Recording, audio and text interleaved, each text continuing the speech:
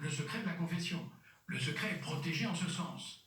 Mais si ce secret amène à révéler des délits gravissimes comme ceux que nous envisageons, alors, et Monseigneur de Moulin-Beaufort l'a évoqué, il faut amener, d'après ce que j'ai compris, la personne qui se confesse à réitérer en dehors de la confession les éléments qu'il a donnés en confession, c'est-à-dire, en l'espèce, les faits graves de pédophilie ou d'atteinte sexuelle, d'agression sexuelle. Donc ça veut dire que la solution, ce serait... Cela sortirait du creuset de la confession. Il faudrait obtenir des aveux hors confession. Voilà. Mais dans le cadre de la confession, est-ce qu'on pourrait imaginer, vous parliez tout à l'heure du secret professionnel d'un médecin avec son patient. C'est le cas aussi pour un client avec son avocat depuis 1994, oui. Vous évoquiez la date.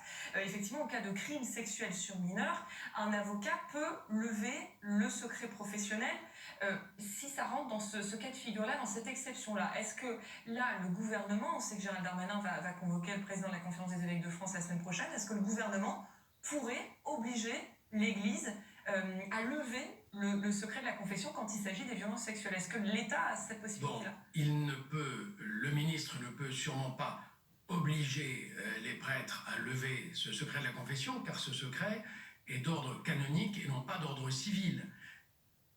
Ayons bien conscience qu'il y a deux ordres de loi, la loi de la République et la loi de l'Église. Et disons tout de suite aussi que c'est par une parole malheureuse que le président de la Conférence des évêques a pu dire que la loi de l'Église était plus forte que la loi de la République. C'était pour le moins mal.